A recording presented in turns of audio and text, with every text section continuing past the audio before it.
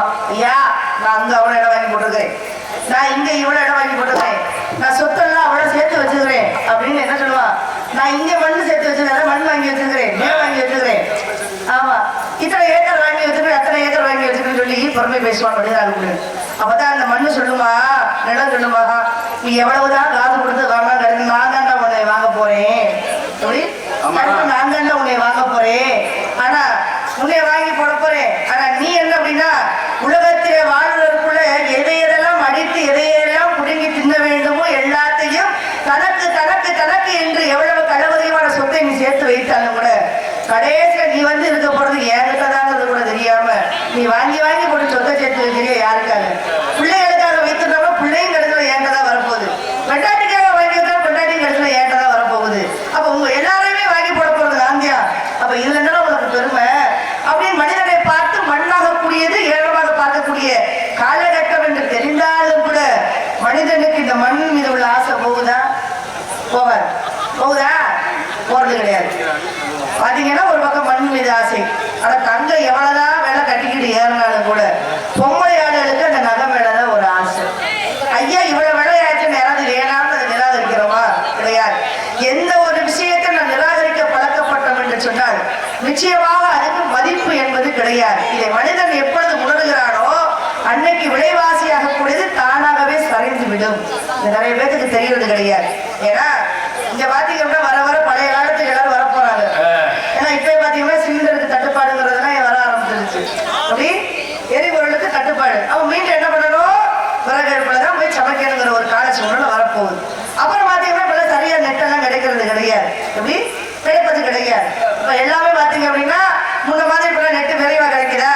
கிடையாது. அப்ப மறுபடியும் என்ன, பழமையை நோக்கி மனிதன் போகக்கூடிய காலங்கள் வந்து கொண்டிருக்கு சொன்னால் ஏன் இதை சொல்றேன் அப்படின்னா, என்னைக்கு நாம எல்லாம் மஞ்சள் கையத்தை கலட்டி போட்டுட்டு என்னைக்கு தங்க செயின்ல தாலியை கட்டி தொங்க விட்டோமோ அன்னைக்கே தங்கத்துக்கு மரியாதை வந்ததை தவிர பெண்களுக்கான தரம் குறைந்தது அப்படிங்கறது உண்மையான ஒரு விஷயம் இருக்கா இல்லையா? இது கலாச்சாரம் மட்டும் அல்ல. நன்றி நன்றி நன்றி. கலாச்சாரம் மட்டும் அல்ல, இது பெண்களுக்கு மிக மிக ஒரு பாதுகாப்பான விஷயமாகத்தான் பெண்ணிடத்திலே எல்லா விதமான விஷயங்களையும் கொண்டு போய் கொடுத்தாங்க. பாருங்க, நாட்டுக்கு கூட தாய் நாடுன்னு தான் வேறு, தந்தையர் நாடுன்னு கிடையாது இருக்கா இல்லையா? அப்ப பெண்ணாக கூடியவளை ஆதிபராசக்தியின் அம்சமாக இன்னைக்கும் அன்றிலிருந்து இன்று வரைக்கும் வழங்குகிறார்கள் என்று சொன்னால் நிச்சயமாக பெண்களாக கூடியவர்கள் அத்தனை நல்ல விதமான ஒரு குடும்பத்தை கட்டி காக்கக்கூடியவளாக இருந்தால், நாட்டையும் கட்டி காக்கக்கூடியவளாக இருந்தால், எல்லாத்தையும் காத்துல பறக்க விட்டு நம்ம என்ன பண்றோம்? நாகரிகம் சொல்லக்கூடிய இந்த நாசக்கேடுகளை என்னைக்கு பொம்பளைலாம் போய் நைட்ல ஒரு நைட்டு என்னைக்கு பகல்ல ஓட்டுறவெல்லாம் பகல்ல ஆரம்பிச்சோமோ அன்னைக்கே 5 வயது குழந்தையும் கற்பழிக்கக்கூடிய காலம் இந்த கலிகாலம் ஆகிட்டு. என்னடா பெண்ணுக்கு பெண்ணே வந்து எதிரியாக இருந்து பேசுகிறாள் என்று சொன்னால் நிச்சயமாக சிந்திக்க வேண்டிய விஷயமே தவிர மனதை சிதறவிடக் கூடாது. ஏன்னா நாம் செய்யக்கூடிய ஒவ்வொரு விஷயங்களில் இருந்துதான் மாறுபட்டு இன்னைக்கு பெண்களுக்கான எல்லா விதமான அநீதிகளும் நடந்து கொண்டிருக்கின்ற சொன்னால் பார்க்கக்கூடிய பார்வைகள் மாறி போயிடுச்சு இல்லையா? அன்னைக்கு ஒரு பெண்ணாக கூடியவள் கன்னி பெண்ணாக இருக்க வரைக்கும் தன்னுடைய மானத்தை பாதுகாப்பா இல்லையா? அதே ஒரு குழந்தை பிறந்துருச்சுன்னு வச்சுக்கோங்களே, தன்னுடைய குழந்தையாக கூடியது பாலுக்கு பசிக்கு அழுது என்று சொன்னால் சுத்தி 1000 ஆம்பளைங்க இருந்தாலும் அவளுக்கு அது தெரியாது. தன்னுடைய குழந்தைய பசியை தீர்க்க வேண்டும் என்று சொன்னால் தன் மாலை எடுத்து குழந்தைக்கு பால் ஊட்டக்கூடிய காலம்.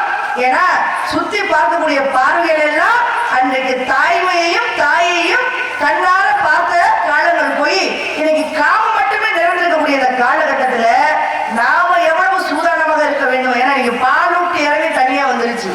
அந்த காலத்துல எல்லாம் இருந்துச்சா? கிடையாது. குழந்தை அழுகுதுன்னா ஏதாவது பேருந்தா இருந்தாலும் சரி, நடைபயணமா இருந்தாலும் சரி, என்ன பண்ணுவா? தன் மாலை எடுத்து குழந்தைக்கு பால் கொடுப்பாள். இப்ப அப்படி முடியுதா? முடியாது. ஏன்னா கலிகாலம் என்ற பொழுது கலிகாலத்தின் வழியாக பெண்கள் எப்படி இருக்க வேண்டும். இந்த தாலிக்கு வருவோம். இந்த 21 நூலை எடுத்து எதுக்கு மஞ்சளை தடவி மாங்கல்யத்தை பூட்ட சொன்னார்கள்? ஏன் ஒரு 10 நூல் எடுத்து கட்டலாம்?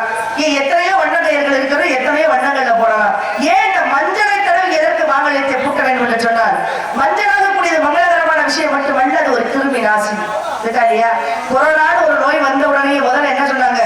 தண்ணியில மஞ்சளை கலக்கி அதுல வேப்பலையை போட்டு 2 கையை நல்லா உரச கையை கழுவுகன்னு சொல்லி வச்சாங்க. ஏன்? அந்த மஞ்சளுக்கு உண்டான தன்மை எவ்வளவு அற்புதமான ஒரு பொக்கிஷமாக நமக்கு கொடுத்த அந்த இறைவனாக கூடியவன். நீங்க மஞ்சள் எல்லாம் வெளிநாட்டுக்கு ஏற்றுமதியாகி போய்கிட்டு இருக்கு. நாம என்ன பண்றோம்? கண்ட கண்ட கடின சொல்லக்கூடிய கிரீம் எல்லாம் வாங்கி மூஞ்சில தடவிக்கிட்டு நீங்க வெண்ணூறான ஒரு கிரீம் இருக்கு. அந்த கிரீமோட விலை வெறும் 4000 ரூபாய். வெறும் 4000 ரூபாய் தான். இந்த ஒன்று டப்பால இருக்கு. அதுக்கு இருக்கிற எல்லா நடிகைகளும் அதுக்கு ஒரு விளம்பரத்துக்கு வராங்க. அதை வாங்கி நம்ம மூஞ்சில பூசிக்கிட்டு என்ன பண்றோம்? அப்புறம் மூஞ்சில சொறி பிடிச்சு போச்சு மறுபடியும் மருத்துவரை தேடி போறோம். ஆனா இந்த மஞ்சள் கிழங்காக கூடியதை அன்று இருக்கக்கூடிய பாட்டிமார்கள் அப்படி கண்ணுல உரசி அப்படி முகம் நிறைய பூசி தன்னுடைய மஞ்சள் கயிறை மங்க விடாத என்ன பண்ணுவாங்க? அதை கருக்க விடாத அந்த கயத்தை புதுப்பிச்சுக்கிட்டே இருப்பாங்க. ஏன்? தன்னுடைய கணவனாக கூடியவனுக்கு நீண்ட ஆயுளும் அனுகிரகம் இருக்க வேண்டும் என்ற ஒரு நல்ல எண்ணத்தோட என்ன பண்ணுவாங்க? அந்த மஞ்சள் கயிறை மங்க விடாம பார்த்துக்குவாங்க. அது மட்டுமல்லாது அந்த மஞ்சள் கயிறை எப்படி கட்டணுங்கிற விதிமுறையும் உண்டு.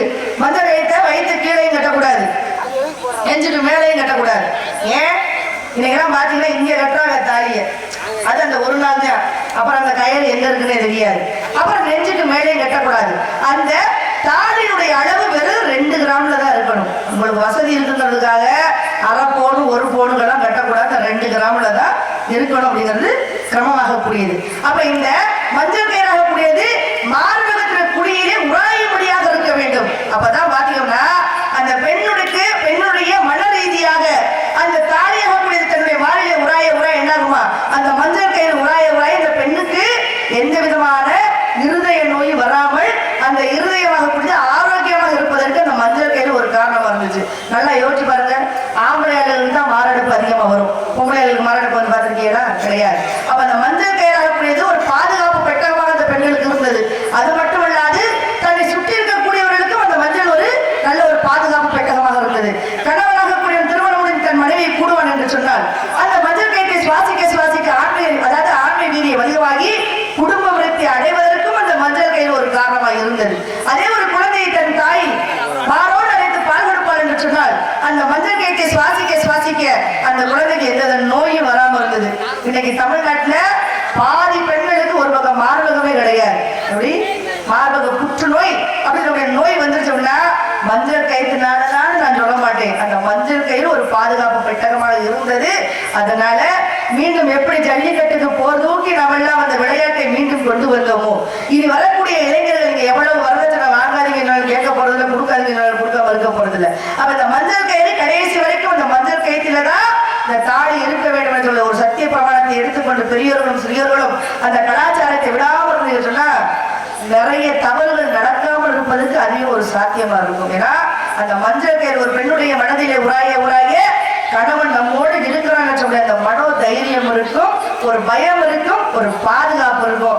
எப்ப தங்கத்துல பாத்தீங்கன்னா இந்த உசுனப்பட்டி ஆண்டிப்பட்டி பக்கம்லாம் போயிட்டோம்னா மாட்டுக்கு வடம் போடுற மாதிரி பாத்தீங்கன்னா 25 பவுன் 50 பவுன்ல போட்டு கட்டிக்கிட்டு அது பணம் இருக்குன்னு பகட்டுல என்ன பண்றாங்க?